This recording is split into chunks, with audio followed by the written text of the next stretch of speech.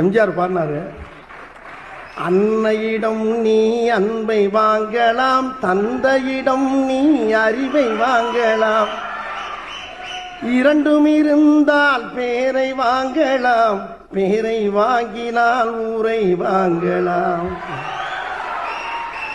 ஊரை வாங்குவார். இது அப்படியால் தான் அவரு.